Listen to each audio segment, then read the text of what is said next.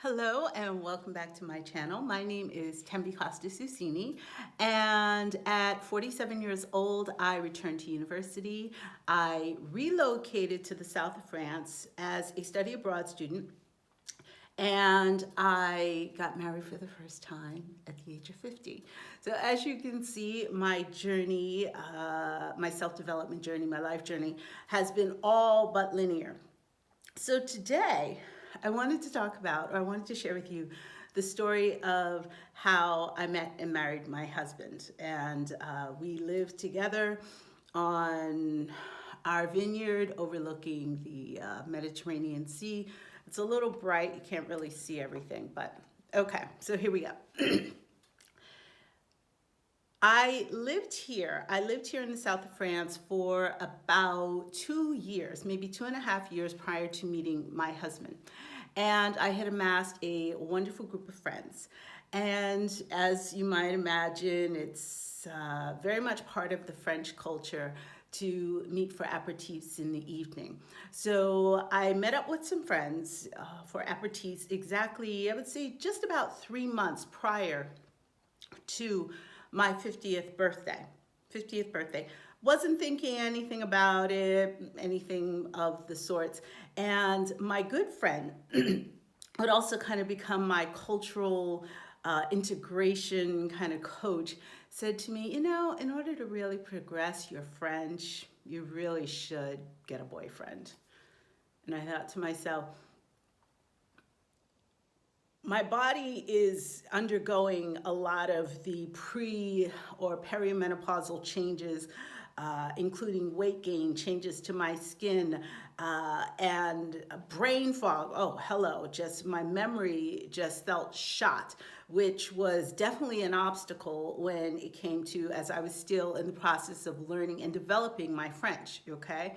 So that was a hindrance. On top of the fact that I was navigating a lot of housing insecurity, because in the south of France, or at least where I was living in Aix-en-Provence, and it's very difficult to find a rental that will take you beyond the month of May, because as you might have learned, a lot of proprietors or a lot of landlords like to profit off the tourist season and jack up the prices, yada, yada, yada. I'm sure you've heard the stories. So I was having difficulty there. So as I mentioned, I was meeting up with some friends for aperitifs, and she brought this up again. And I said to her, you know, I've got a lot of other things on my plate right now. As I mentioned, my body was blowing up. I thought I was just eating, just having a hard time adjusting to the French diet, but no, that was not the case, as I learned later on. My body was doing things that I could not control. And that really does start to wear on your self-confidence, particularly for someone like me who's always prided themselves on being able to control her metabolism. I was a yoga teacher, yada, yada, yada. So I declared, I said, you know, the closer I've gotten to my 50th birthday, the more I can look back on my accomplishments. One of the major accomplishments, moving to the south of France, okay, as a single woman, and utilizing the resources that I discovered at university, leveraging my resources. And I looked back on everything I've accomplished, and it's all been as a single woman. Okay, and I've always taken myself out to eat at nice places. I've always bought myself flowers. I never felt lonely. Yes, there were times when I felt as though I would desire the right relationship, but honestly, no one felt, it never felt as though we were aligned with the same goals. But the fact that I had arrived here, I said to myself, you know what? I am about 50 years old. Maybe, just maybe, this is my destiny, is to continue as a single woman and embrace the adventures of being a single woman. Because there's a lot of wonderful things that come along with being single. In particular, spontaneity. And I've always embraced my life as it's an adventure. You just never know what's going to happen when you're a single woman. So anyhow, that was about 3 months prior to my birthday.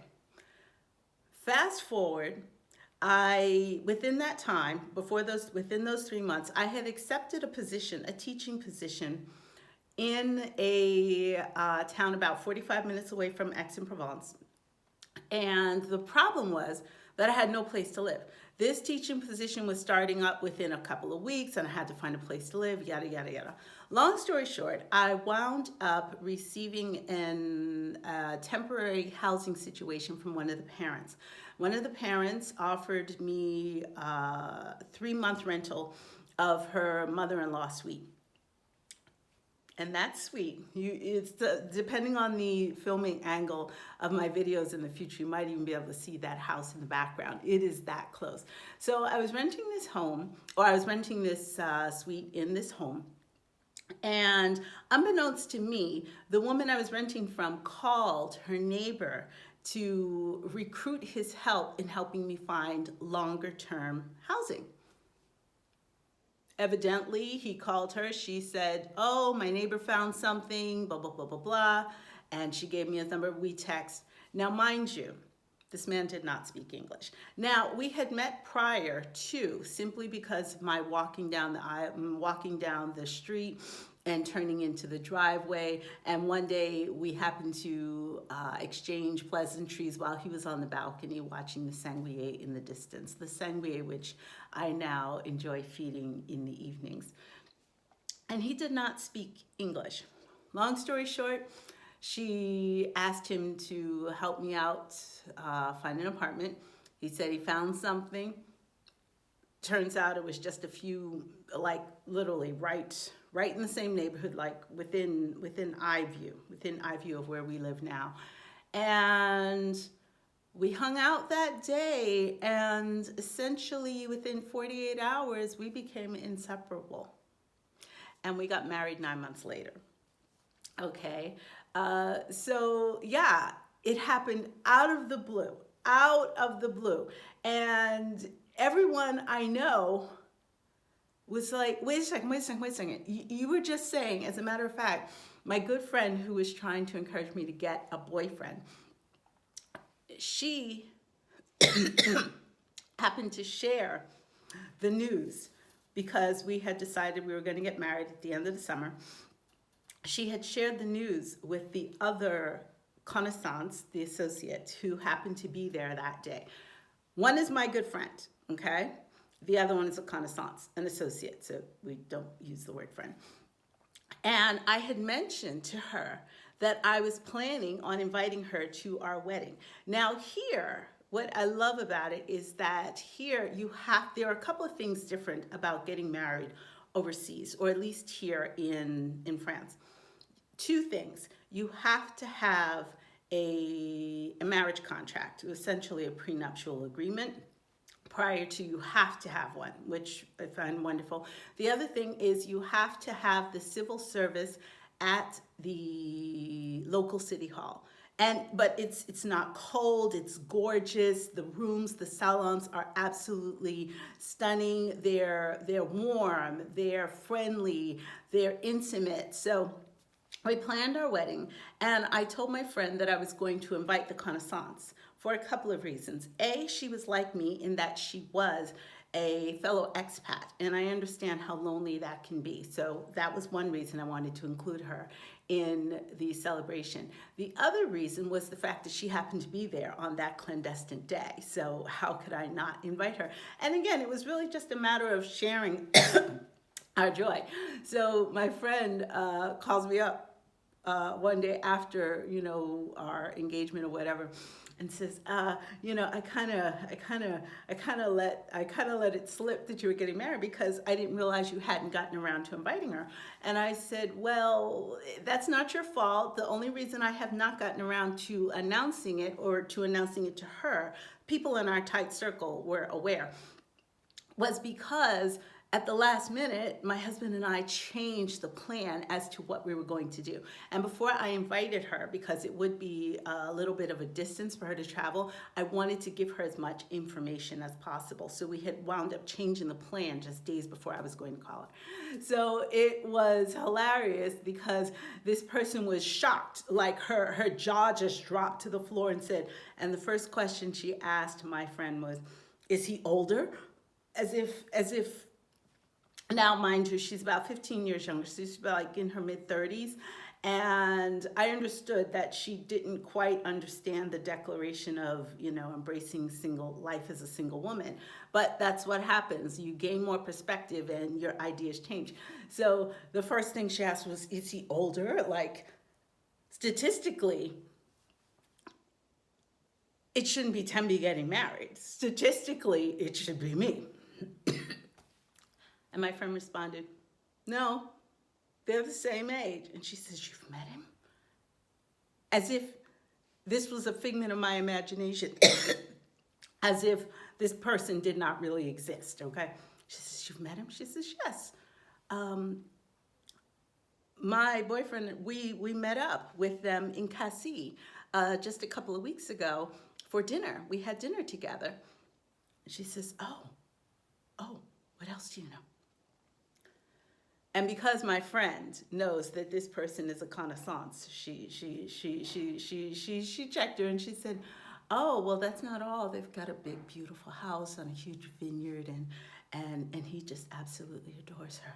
Could not believe it. And I say this, I add this to the story because statistically, okay, and I remember having these conversations with my friends in the United States like 20 years ago, how statistically, and things have changed. As a matter of fact, maybe I should go back and do a little research on this prior to posting this video.